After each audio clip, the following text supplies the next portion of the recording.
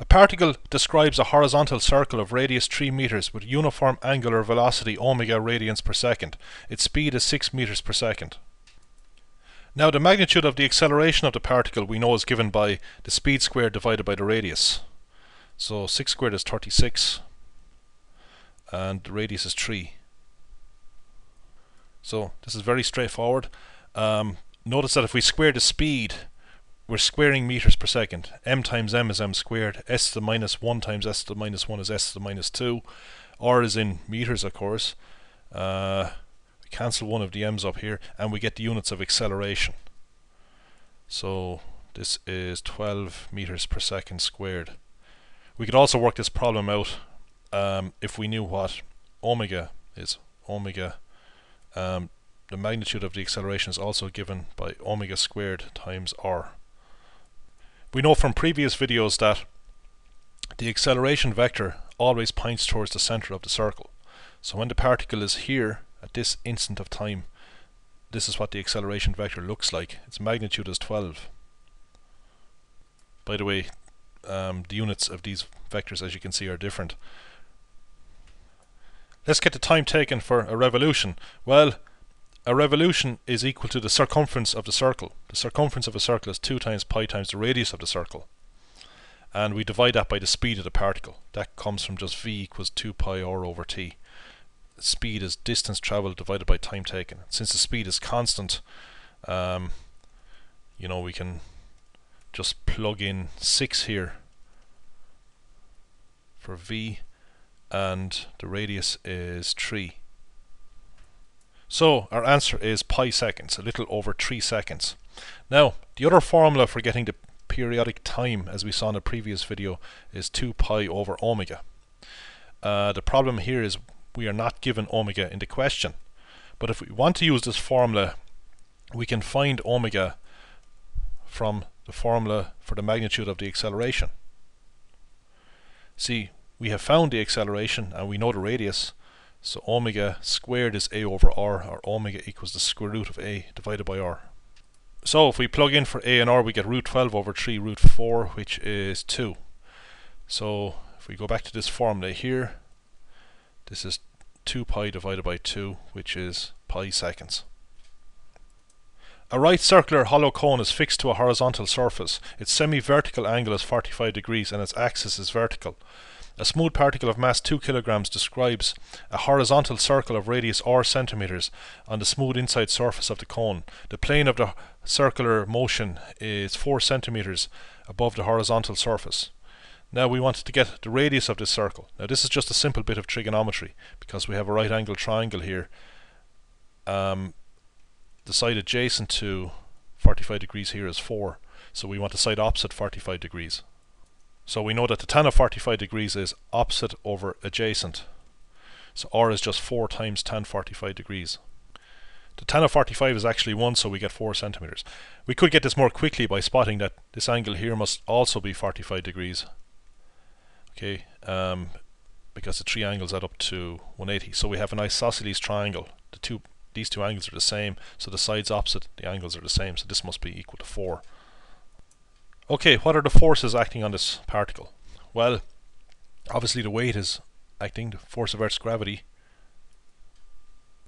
The mass is 2 kilograms. The force of Earth's gravity is m times g, where g is the acceleration due to gravity. So if m is 2, the force of gravity is 2g. We also have a contact force acting on this particle. The particle is in contact with the surface of the cone, and the contact force is always perpendicular to the surfaces of contact. So here's the surface of contact, so it's perpendicular to it. So n makes an angle of 90 degrees with this line here. Okay, so these are the only two forces acting on it. Now, this particle is not accelerating in a vertical direction. It's remaining in this horizontal circle. It's remaining at the same height above the horizontal. So that means that the sum of the vertical components of the forces acting on the particle must be 0. So let's get the vertical component of this force. Okay, so here's the vertical axis. We project the tip of vector n onto that axis.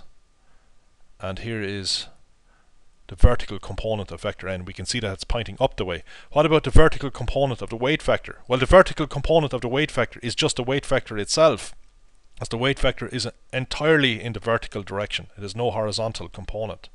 So these two vectors, this green vector and the weight vector, must have the same magnitude. Because if we take the vector sum of them, we want to get 0. So what is the vertical component of vector n? Well, we need to get this angle here. Well,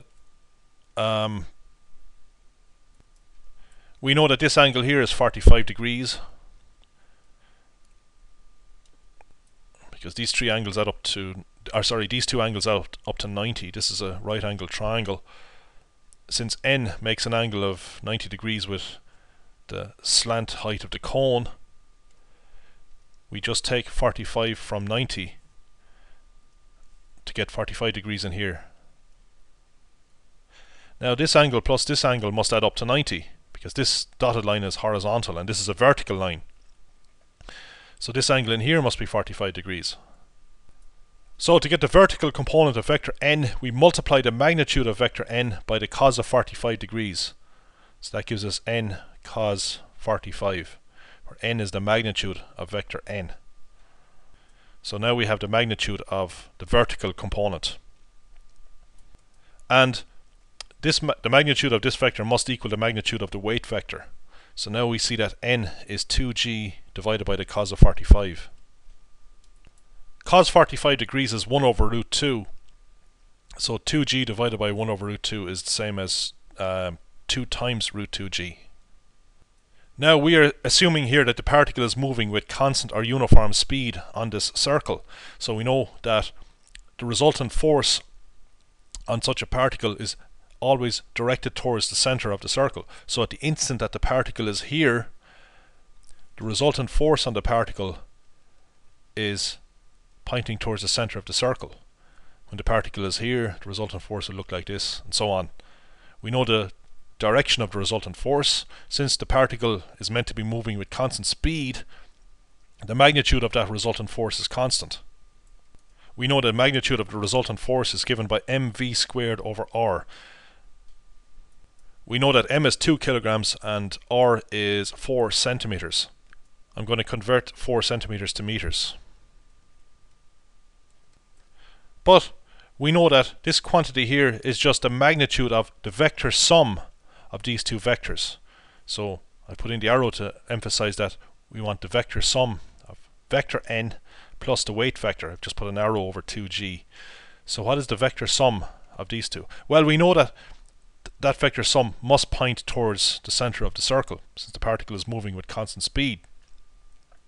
So what we need to do is get the components of both of these vectors in the direction of this dotted line, a direction from the particle to the center. Well, the weight vector has no component in that direction. This vector does have a component in that direction. We need this angle in here.